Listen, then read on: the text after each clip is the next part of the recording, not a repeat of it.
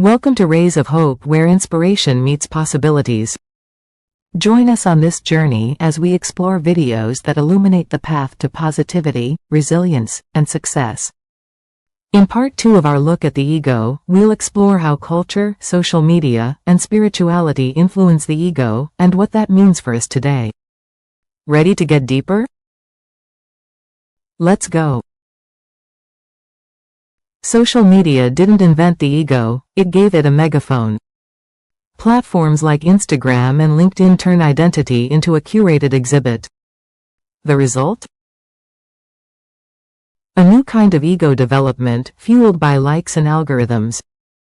Self-branding is the new resume. People craft personas to fit niches. The entrepreneur, the traveler, the activist.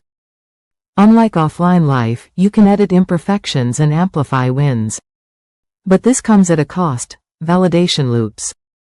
Posts that get rewarded, likes, shares, reinforce certain behaviors. A photo of your perfect latte gets attention, so you staged it. Again, comparison traps. Scrolling through highlight reels makes ordinary life feel inadequate. Fragmented identity. The you, at work, with friends, and online may split into disconnected versions. Psychologists note a rise in contingent self-worth, when your value hinges on external metrics like follower counts. It's a risky game. Metrics fluctuate, but the ego craves consistency. Social media also amplifies cultural norms. Individualistic societies see hyper-personalized feeds. Collectivist ones may focus on group achievements, think family albums or team milestones. Either way, the ego adapts, just faster and with more audience feedback. The takeaway? The ego isn't static. Culture builds its framework and technology changes its rules. Whether it's balancing we versus me, or navigating digital applause, understanding these forces helps decode why we act the way we do. The development of the ego across the lifespan. The ego isn't static, it grows and shifts from childhood to adulthood, shaped by experiences and developmental milestones. Think of it like building a house. Early years lay the foundation. Adolescence adds the walls. Adulthood fine-tunes the structure. Here's how it unfolds. Early childhood, the formation of self-identity. A baby doesn't start life with a clear sense of self. But by 18 to 24 months, something clicks. Mirror recognition experiments show this shift, when toddlers realize that reflection is them, not another child. This moment marks the birth of self-awareness, the ego's first spark. Erikson called this stage autonomy versus shame, doubt, ages 1 to 3. Kids start asserting independence, I do it myself, while navigating limits. Key influences include parental feedback. Praise builds confidence. Constant criticism fuels self-doubt, exploration. Safe chances to choose, toys, clothes, reinforce a sense of agency. By age 5, children grasp their separate individuals with unique thoughts.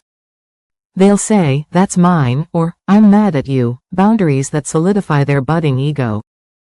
Adolescence and the struggling ego. If childhood builds the ego's framework, adolescence tests its strength. Erikson's identity versus role confusion stage, teens to early 20s, captures the chaos. Hormones, social pressure, and future uncertainty collide, making this phase a roller coaster. Teens face two big tasks: self-definition. Who am I? They try on identities: artist, athlete, rebel, seeing what fits. Social belonging. Peer approval feels urgent. Rejection can trigger identity crises. Social media intensifies this. A single post can shape how they're perceived, merging real and digital selves. Some emerge with a strong, adaptable ego. Others struggle if their identity hinges on external validation. The takeaway? The ego evolves through trial and error. Childhood sets the stage, but adolescence determines whether it's sturdy or shaky. The ego and spiritual perspectives. Psychologists and philosophers see the ego as a core part of identity, but spiritual traditions like Buddhism take a different approach. They argue the ego is an illusion to be seen through, not a permanent self to uphold. This contrast reshapes how we think about who we really are. Buddhism and the illusion of the ego. Buddhism's concept of anatta, no self, flips Western ideas upside down. Most of us assume there's a stable, me, at the center of our experiences, a thinker, feeler, and decision-maker. Buddhism says that's the root of suffering. Here's why. Anatta teaches that what we call the self is just a collection of shifting parts. Thoughts that come and go, emotions that rise and fade. Physical sensations that constantly change. Try it now. The you from 10 years ago probably has different beliefs, tastes, and even body cells. Yet we still call it you. Buddhism asks, where's the unchanging self in all this? This doesn't mean nothing exists. It means clinging to an idea of a fixed identity causes pain. If your ego is tied to being the smart one, criticism feels like a threat. If you believe, I own this, loss devastates you. Letting go of these labels brings freedom. Western psychology builds up the ego for stability. Buddhism dissolves it for peace. Meditation and ego dissolution. Meditation is a direct tool for seeing through the ego's tricks. Sit quietly, and you'll notice. Your mind jumps from past regrets to future worries. Emotions surge without warning. The voice in your head isn't always yours, it parrots parents, teachers, ads. This chaos isn't a flaw, it's evidence. If you can observe your thoughts, who's the one observing? Practices like mindfulness strip away the ego's illusions by showing how transient it all is. Advanced meditators report moments of ego dissolution, where the sense of I fades. They describe feeling merged with surroundings, like a wave returning to the ocean. Time and personal problems seeming distant or trivial. Deep calm without needing a reason to be happy. Science backs this up. Brain scans of long-term meditators show reduced activity in the default mode network, the area linked to self-referential thinking. Less ego chatter, more clarity. You don't need to meditate for decades to benefit. Even short sessions help you spot when the ego overreacts, like getting angry in traffic or craving praise.